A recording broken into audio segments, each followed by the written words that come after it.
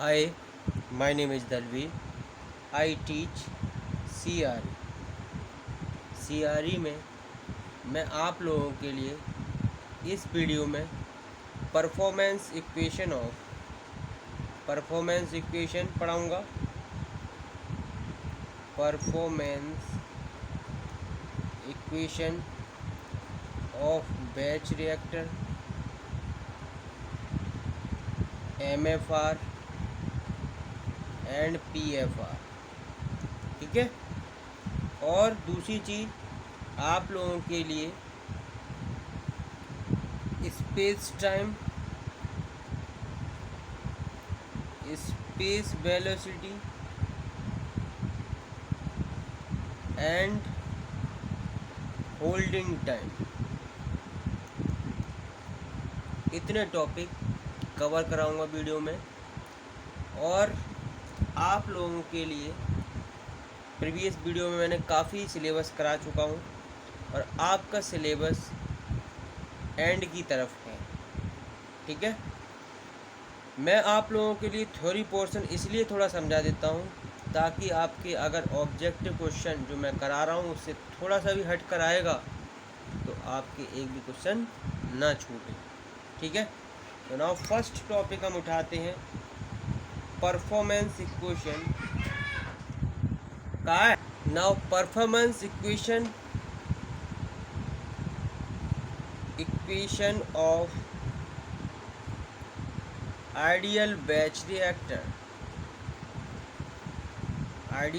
Reactor है, उसकी performance equation क्या होगी। देखिए अभी इसको डेरिवेशन मत समझना, क्योंकि मैं डेरिवेशन कराऊंगा तो इसी का 15-20 मिनट इसी में लग जाएंगे आप लोगों को। मैं सिर्फ परफॉर्मेंस इक्वेशन बताऊंगा, उसको आप लर्न कर लेना। इन बाय द वे कभी अगर ऑब्जेक्टिव उस आइडियल बैच रिएक्टर के परफॉर्मेंस इक्वेशन पूछ लेता है तो आपका वो क्वेश्चन नहीं छूटेगा। तो इसकी जो परफॉर्मेंस इक्वेशन होती है T = Na0 integration 0 to xa dxa upon -RA into V। ये इसकी परफॉर्मेंस इक्वेशन होती है मेनली। यहाँ पर XA कन्वर्जन होता है और आपका Na0 moles of A fed, जितने मोल्स आपने ए के फेड किए रिएक्टर में, ठीक है, वो होते हैं। V आपका वॉल्यूम ऑफ रिएक्टर होता है। ठीक है। नाउ हम बात कर लेते हैं फॉर कांस्टेंट वॉल्यूम सिस्टम,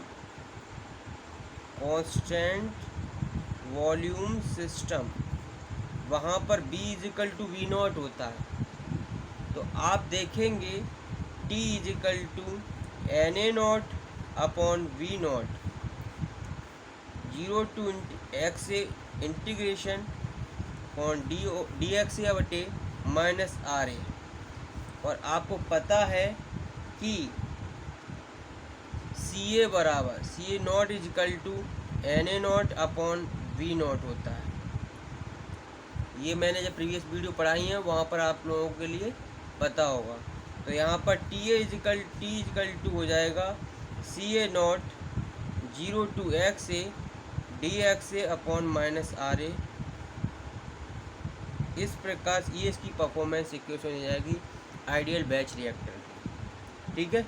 अगर आपका वॉल्यूम ये क्या हो रहा है, बेरिंग है, चेंजिंग है, फॉर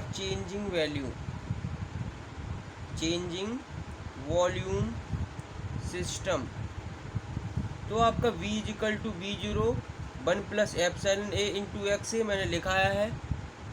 ठीक है। ये होता है B का वॉल्यूम। अगर हम चेंजिंग है तो हम इसमें T = Na0 0 to xa dxa -RA into B की जगह पर वैल्यू रख देंगे V0 1+ε इंटू xa। ठीक है। आई थिंक समझ में आ रहा होगा पूरे अच्छे से। अब हम क्या करेंगे, Na0 upon V0 0 to xa dxa minus R A और 1 plus epsilon A into X A. ये क्या बन जाएगा, C A naught 0 to X A D X A minus R A और 1 plus epsilon A into X A. I think ये variable आपका जो volume है अगर चेंज हो रहा हो, वॉल्यूम चेंज हो रहा हो, तो उस कंडीशन में जो परफॉर्मेंस इक्वेशन आती है, ये आपकी परफॉर्मेंस इक्वेशन होती है। ठीक है, तो ये किसके लिए, बैच रिएक्टर के लिए। ठीक है, अगर वॉल्यूम कांस्टेंट है तो आपकी T is equal to C A naught 0 to X A D X बटे माइनस आर ए। ठीक है, आई थिंक आप लोगों के लिए बैच रिएक्टर की परफॉर्मेंस इक्वेशन समझ में आ गई हो। याद कर लेना, आपको मैं इनको प्रूफ करके भी मैं बता सकता हूँ, लेकिन इसमें आधे घंटे से भी ज़्यादा टाइम लग सकता है। नाउ हम बात कर ले रहे हैं अब इसमें यूज होने वाले कुछ पॉइंटों की। बैच रिएक्टर में बेसिकली आपका एक पॉइंट यूज़ किया जाता है, उसे बोलते हैं स्पेस टाइम। क्या बोलते हैं, space time. What is the space time. इस पे बेस्ड क्वेश्चन भी मैंने बनाए हैं, उन MCQ क्वेश्चंस को देखना आप लोग। ठीक है, what is the space time, क्या होता है स्पेस टाइम। तो स्पेस टाइम बेसिकली अगर देखोगे, इसे टॉ से डिनोट किया जाता है। किससे, टॉ से डिनोट किया जाता है। और टॉ इजिकल टू होता है आपका v upon V naught, v upon V naught. v होता है आपका रिएक्टर वॉल्यूम, रिएक्टर वॉल्यूम, और v नॉट होता है वॉल्यूमेट्रिक फ्लो रेट,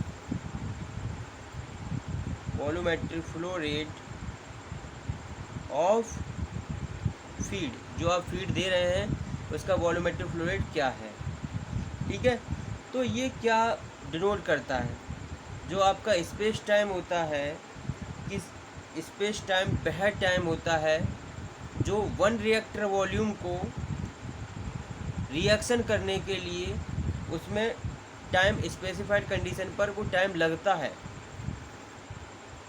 तो बेसिकली अगर इसकी डेफिनेशन देखना चाहेंगे तो इसकी डेफिनेशन होगी, देखिए ये इसकी डेफिनेशन है। इसका मतलब ये है कि स्पेस टाइम वह टाइम है जिसमें वन रिएक्टर वॉल्यूम, एक रिएक्टर वॉल्यूम किसी भी फीड का हमने दिया, एक स्पेसिफाइड कंडीशन, मतलब इस पर टेम्परेचर होगा, कुछ प्रेशर होगा, उस पर हमने कुछ जब स्पेसिफाइड कंडीशन रखी, तो वो जब तक वो वन रिएक्टर वॉल्यूम आपका ट्रीट नहीं हो जाता, प्रोडक्ट नहीं दे देता, तो वो टाइम आपका कहलाएगा, वो स्पेस टाइम कहलाएगा। ठीक है, it is a time necessary to process होने के लिए वन रिएक्टर वॉल्यूम के लिए जितना टाइम लगता है वो स्पेस टाइम कहलाता है। It is called space time. ठीक है, अब आपका इसके बाद इसमें एक पॉइंट आता है। क्या पॉइंट आता है, आपको डेफिनेशन यहाँ से भी स्पष्ट दिखाई दे रही होगी कि एकांक जो आपकी फ्लो रेट है किसी भी फीड की वॉल्यूमेट्रिक फ्लो रेट को एकांक वॉल्यूमेट्रिक फ्लो रेट को ट्रीट करने के लिए जो आपका वन रिएक्टर वॉल्यूम है वही आपका क्या होता है, स्पेस टाइम होता है प्रकार से। तो जो आपका एक रिएक्टर वॉल्यूम को जितना टाइम लग रहा है, मतलब जितना टाइम लग रहा है जो फीड आपने दी एक बार में, वो आपका स्पेस टाइम होता है। इसके बाद नाउ नेक्स्ट पॉइंट देखेंगे, स्पेस वेलोसिटी। स्पेस वेलोसिटी को S से डिनोट करते हैं, और स्पेस वेलोसिटी 1/τ इसके रेसिप्रोकल होती है। स्पेस वेलोसिटी होती है, it is reciprocal of space time के रेसिप्रोकल होती है। तो आप S इजिकल टू क्या करेंगे, V अपॉन V। ठीक है, इसकी डेफिनेशन देख लेते हैं क्या होगी। तो स्पेस जो आपकी वेलोसिटी होती है is called space velocity. Space velocity क्या होती है? Number of volume reactor of feed at specified condition पर which is treated in a unit time. आपने क्या किया, यूनिट टाइम में कितने नंबर ऑफ वॉल्यूम फीड के ट्रीट हो रहे हैं, रिएक्शन करके अलग हो रहे हैं, that called is space velocity. जैसे मैंने मान लिया कि आपकी स्पेस वेलोसिटी कितनी है, 5 आवर। तो आपके पास किसी भी स्पेस वेलोसिटी 5 आवर इनवर्स दे दिया आपको, ठीक है। अब आप कहो इसका मतलब क्या है? इसका मतलब ये है कि 5 number of reactor volume in 1 hour, 1 घंटे में 5 रिएक्टर वॉल्यूम रिएक्शन करके प्रोडक्ट देते हैं। 1 घंटे में 5 रिएक्टर वॉल्यूम ट्रीट हो जाते हैं। इसका मतलब ये होता है, अगर स्पेस टाइम दे दिया आपको 2 आवर, तो इसका मतलब ये है कि एक रिएक्टर वॉल्यूम 1 रिएक्टर वॉल्यूम आपका ट्रीट हो रहा है इन 2 आवर। 2 घंटे में 1 रिएक्टर वॉल्यूम ट्रीट हो रहा है। इसका मतलब ये है। आई थिंक आप लोगों के समझ में दोनों पॉइंट आ गए होंगे। अब हम बात करेंगे, जैसा कि मैंने अभी बताया कि स्पेस वेलोसिटी s 1/τ होता है, 1/τ होता है, और τ बराबर मैंने v/v0 बताया है। तो s बराबर क्या हो जाता है, v0/v। ठीक है, यहाँ से पॉइंट क्लियर हो रहे हैं ना। अब बात कर लेते हैं डिजाइन इक्वेशन या फिर performance equation of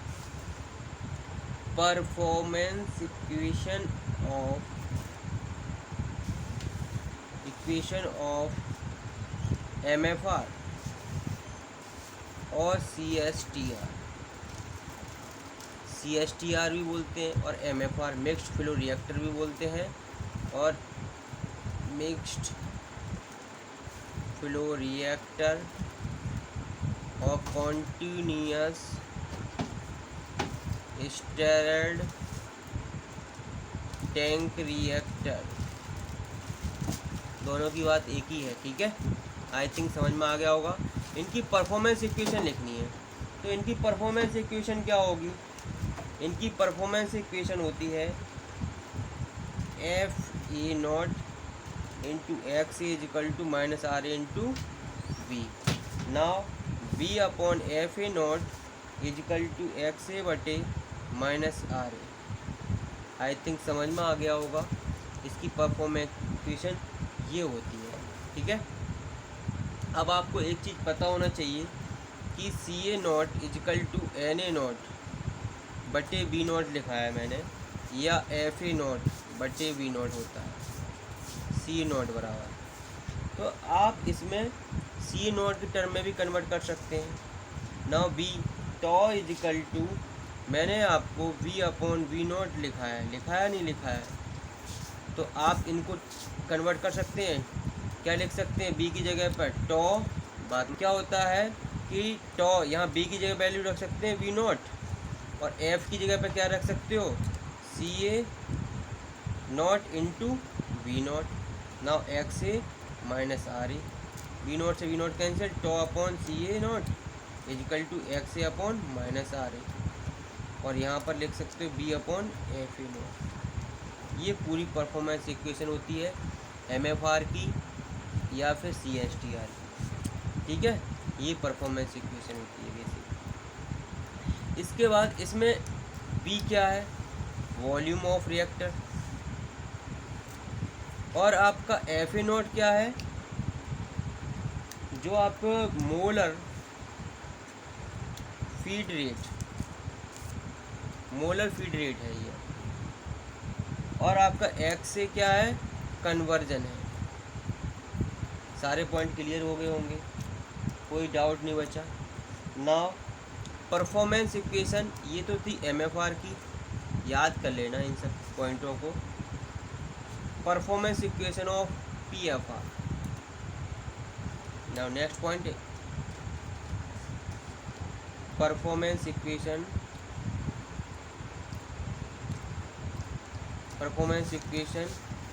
of PFR, इसे बोलते हैं प्लग फ्लो रिएक्टर। लाल वाली बाल्टी, इसकी जो प्लग फ्लो रिएक्टर की अगर परफॉर्मेंस इक्वेशन देखेंगे तो B/F(A)0 इसी की तरह सेम होती है, लेकिन इसमें इंटीग्रेशन का साइन होता है 0 to x से। इसकी परफॉर्मेंस इक्वेशन होती है B/F(A)0 0 to x से dx/-r। ये इसकी परफॉर्मेंस इक्वेशन होती है। नाउ मैंने अभी चेंज करके बताया था, B/F(A)0 को क्या लिख सकते हैं, τ/CA0 लिख सकते हैं, इजिकल टू 0 to x से dx/-r। इतनी चीज़ समझ में आ गई होंगी। ये परफॉर्मेंस इक्वेशन होती है पीएफआर की, वो आपकी होती है एमएफआर की, और आपको ऊपर मैंने कराई थी बैच रिएक्टर की। ठीक है ना। एक पॉइंट आता है इसमें, होल्डिंग टाइम। ठीक है, holding time for flow reactor. Flow reactor होता है आपका पीएफआर और एमएफआर, और इसको सीएसटीआर भी बोलते हैं। तो दोनों के लिए होल्डिंग टाइम होता है। होल्डिंग टाइम को इसको मीन रेजिडेंस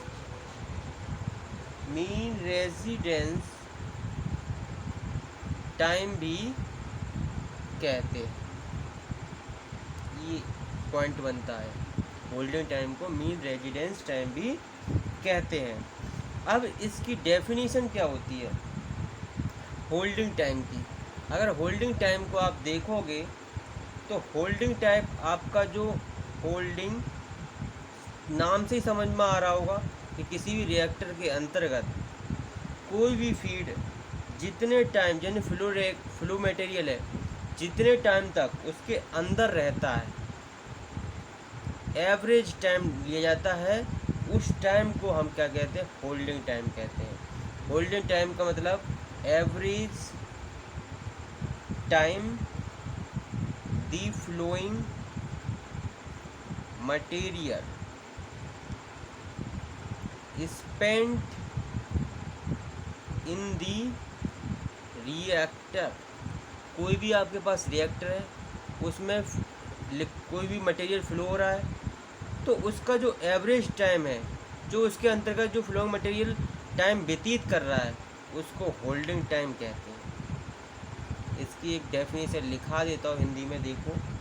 देखो इसकी डेफिनेशन क्या है, किसी भी रिएक्टर में जो फ्लोइंग मटेरियल है वो उसके अंदर जितना टाइम व्यतीत करता है, उस एवरेज टाइम को हम होल्डिंग टाइम कहते हैं, या जिसको मीन रेजिडेंस टाइम भी कहते हैं। आई थिंक इतनी बात समझ में आ गई होगी। कुछ पॉइंट इसके लिए है कि नंबर 1 पॉइंट है, फॉर कांस्टेंट डेंसिटी सिस्टम्स की बात करें, अगर कांस्टेंट डेंसिटी सिस्टम या कांस्टेंट वॉल्यूम सिस्टम आए, तो वहाँ पर आपका जो स्पेस टाइम होता है वो आपका इसको डिनोट करते हैं टी डैश से करते हैं। ठीक है, टी डैश से इसको डिनोट करते हैं। तो ये आपका है होल्डिंग टाइम। होल्डिंग टाइम आपका बराबर होगा स्पेस टाइम के। कब होगा? फॉर कांस्टेंट डेंसिटी सिस्टम पे। ठीक है, for varying density system, for constant density system में आप देखेंगे tau is not equal to T. जो आपका स्पेस टाइम होता है वो क्या बताता है, time required to process one reactor volume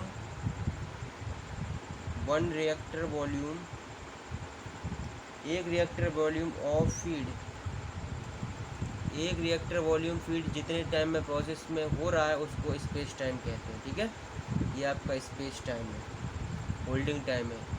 ये पॉइंट बनते हैं कि कब आपका स्पेस टाइम होल्डिंग टाइम के इक्वल होता है, तो कांस्टेंट डेंसिटी सिस्टम में। ठीक है, इस तरह से आपके सारे पॉइंट मैंने क्लियर करा दिए। देखिए ये था आपका होल्डिंग टाइम। ठीक है, नाउ देखिए ये परफॉर्मेंस इक्वेशन थी आइडियल बैच रिएक्टर की। ठीक है, now space time, space velocity ये करा दिए हैं। उसके बाद आप लोगों के लिए स्पेस टाइम वेलोसिटी के बारे में बताया।